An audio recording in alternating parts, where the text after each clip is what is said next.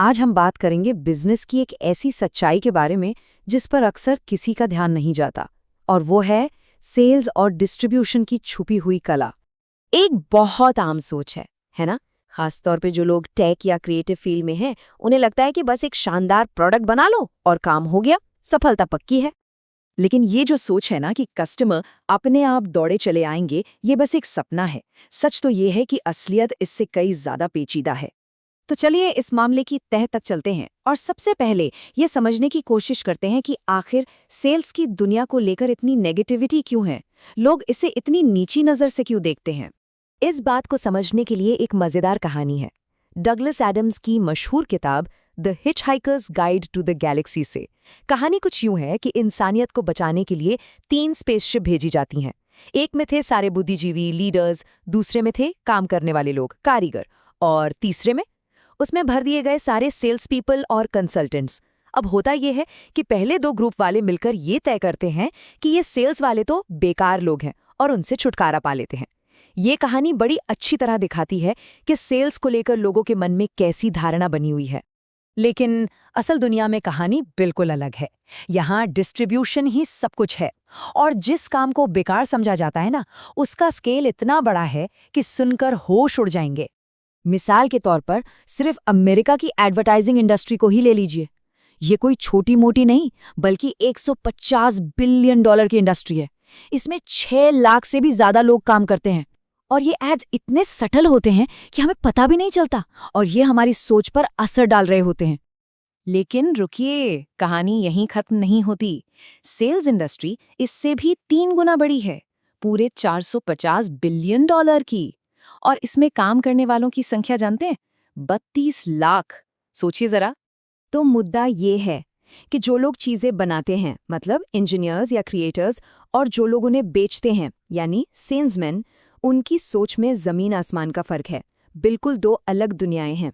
पता है, सबसे बेहतरीन सेल्स वो होती है जो दिखाई ही ना दे, बिल्कुल एक शानदार एक्टर की एक्टिंग की तरह, या फिर टॉम सॉयर की उस कहानी की तरह जिसमें वो अपने दोस्तों को ही इस बात के लिए मना लेता है कि वो उसके हिस्से की बाड़ पर सफेदी कर दें, और दोस्त खुशी खुशी करते भी हैं। कला इसी में है। और ये कला इतनी छुपी हुई है कि इसके लिए फैंसी नाम रख दिए जाते हैं, अलग अलग जॉब टाइटल्स बना दिए जाते हैं। क्यों? क्योंकि हम में से किसी को भी ये एहसास पसंद नहीं है कि कोई हमें कुछ बेचने की कोशिश कर रहा है। ठीक है, तो अब आगे बढ़ते हैं और देखते हैं कि इन सब बातों को एक प्रैक्टिकल फ्रेमवर्क में कैसे ढाला जा सकता है। मतलब किसी प्रोडक्ट को मार्केट तक पहुंचाने का सही तरीका क्या है। देखिए, कोई भी डिस्ट्रीब्यूशन स्ट्रैटेजी कामयाब होगी या नहीं, ये एक बहुत ही सीधे साधे गणित के नियम पर टिकी है। नियम ये है कि एक कस्टमर अपनी पूरी लाइफ में आपको जितना प्रॉफिट कमा कर देगा, जिसे कहते हैं कस्टमर लाइफ टाइम वैल्यू या CLV, वो हमेशा उस कस्टमर को पाने में लगे खर्चे से ज्यादा होना चाहिए, जिसे कहते हैं कस्टमर एक्विजिशन कॉस्ट या CAC। सीधी सी बात है, CLV को CAC से ज्यादा होना ही होगा। अगर ये हिसाब गड़बड़ाया तो बिजनेस का डूबना तय है। अब बात करते हैं सबसे बड़ी डील्स की, लाखों करोड़ों के डील्स की। यहाँ कोई शॉर्टकट नहीं चलता। इन डील्स को क्लोज करने के लिए कंपनी के टॉप लीडर्स का खुद इन्वॉल्व होना बहुत जरूरी है। इसका सबसे बेहतरीन उदाहरण है स्पेसएक्स। सोचिए, वो नासा जैसी बड़ी बड़ी संस्थाओं को बिलियन डॉलर के रॉकेट कॉन्ट्रैक्ट्स बेचते हैं। ये कोई आसान काम नहीं है। इसके लिए बहुत बड़े पॉलिटिकल और इंडस्ट्रियल सिस्टम को हिलाना पड़ता है। यहाँ एलन मस्क जैसे सेल्स ग्रैंड मास्टर की जरूरत पड़ती है, जो कुछ गिने चुने सबसे जरूरी लोगों पर फोकस करके डील पक्की कर लेते हैं। ये दिखाता है कि कॉम्प्लेक्स सेल्स में कितनी ताकत है। ये नामुमकिन लगने वाली चीजों को भी मुमकिन बना सकती है। अब आते हैं मीडियम साइज की डील्स पर। मान लीजिए 10,000 से 1 लाख डॉलर तक की। यहाँ पर चुनौती बदल जाती है। अब एक डील करने से ज्यादा जरूरी हो जाता है एक ऐसा सेल्स प्रोसेस बनाना जिसे बार बार दोहराया जा सके, एक सिस्टम जो लगातार काम करता रहे। यहाँ कामयाबी अक्सर कैसे मिलती है? छोटी शुरुआत करके और फिर धीरे धीरे अपनी जगह बनाकर, जैसे कि बॉक्स ने किया। उन्होंने पहले कंपनियों की छोटी छोटी टीमों को अपना प्रोडक्ट बेचा और फिर वहीं से पूरी कंपनी में फैल गए। एक और बढ़िया उदाहरण ज़ोगडॉग का है। वहाँ सेल्स टीम जितने ज़्यादा डॉक्टर्स को अपने नेटवर्क में जोड़ती है, प्रोडक्ट अपने आप सबके लिए और भी ज़्यादा फायदेमंद होता जाता है। और फिर आता है वो तरीका जिसे लगभग हर स्टार्टअप अपना सपना मानता है, वायरल मार्केटिंग। ये तब होता है जब प्रोडक्ट इतना कमाल का हो कि लोग खुद ही अपने दोस्तों को उसके बारे में बताने लगें। मतलब प्रोडक्ट खुद ही अपनी मार्केटिंग करने लगता है।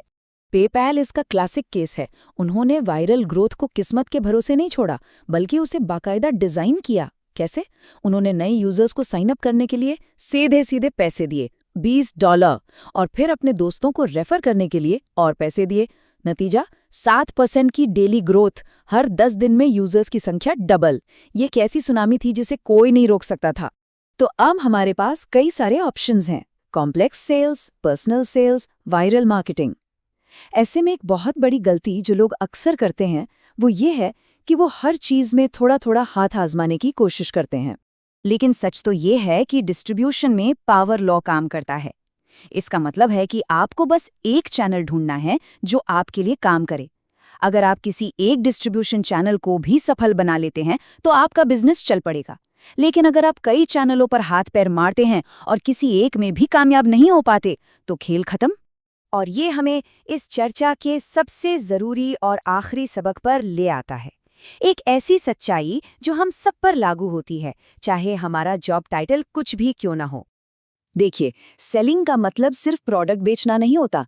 एक कंपनी को इन्वेस्टर्स के सामने बेचना पड़ता है, मीडिया के सामने बेचना पड़ता है, और तो और अच्छे कर्मचारियों को अपनी कंपनी में लाने के लिए भी कंपनी को बेचना पड़ता है।